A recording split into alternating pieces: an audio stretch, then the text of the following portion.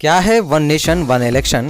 One nation one election के लागू होने से किसे होगा फ़ायदा, किसे होगा नुकसान और आम जनता की क्या है इस पर राय? इंडिया लाइव के ज़रिए हम आपको दिखाएंगे और सुनाएंगे भी।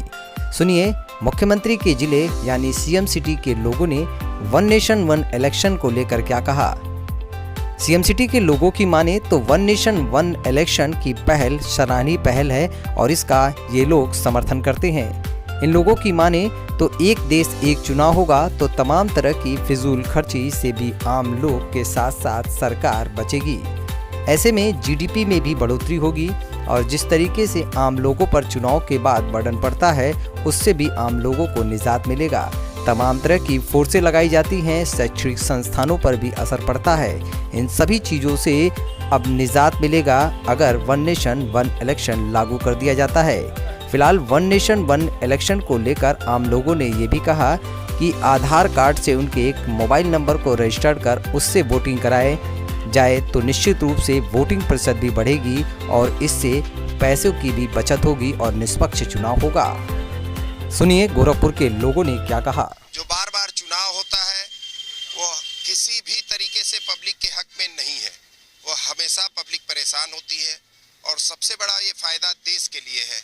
अरबों रुपया देश का बचेगा एक बार चुनाव कराने में। अगर एक ही बार एमपी, एमएलए, मेयर इन सब के चुनाव एक साथ कराए जाएं तो बहुत ही अच्छी बात है, लेकिन उसके लिए कुछ नियम कानूनों में बदलाव करना पड़ेगा। जैसे कि एक व्यक्ति को एक ही जगह से खड़ा होने का मौका मिले, या अगर वो दो जगह से खड़ा होता है और दोनों जगह जीत जाता है तो दूसरी जगह की सीट पे दोबारा चुनाव न हो करके उस जगह पे जो सेकंड विनर रहा है उसको सीट उसको दे दी जाए, अन्यथा फिर वहां दोबारा चुनाव कराना पड़ेगा, फिर वहां सरकार का पैसा खर्चा होगा। आप देखिए, एक बार चुनाव में एक ही साथ सारी सीटों के चुनाव हो जाए, सभी चीजों के और सभी सीटों के चुनाव हो जाते हैं तो कितना पैसा सरकार का बचता है।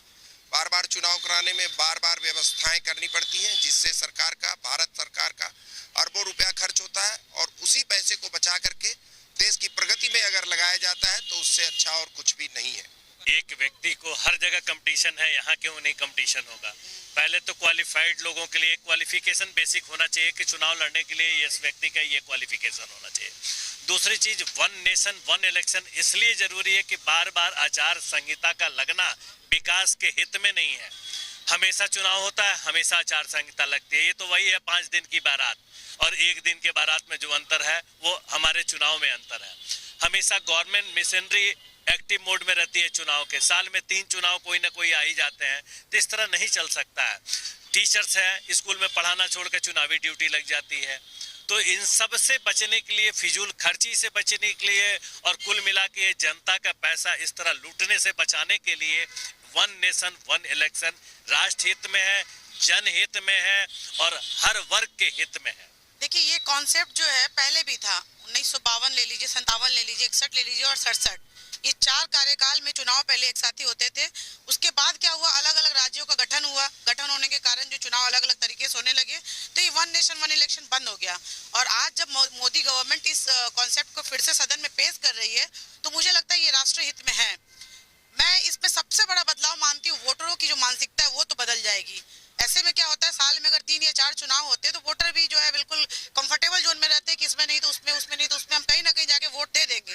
ऐसे अगर सिर्फ एक इलेक्शन होता है तो वोटर्स भी जो है बहुत सक्रिय रहेंगे कि मुझे अपने वोट का, अपने मत का प्रयोग सही और अच्छे तरीके से करनी है।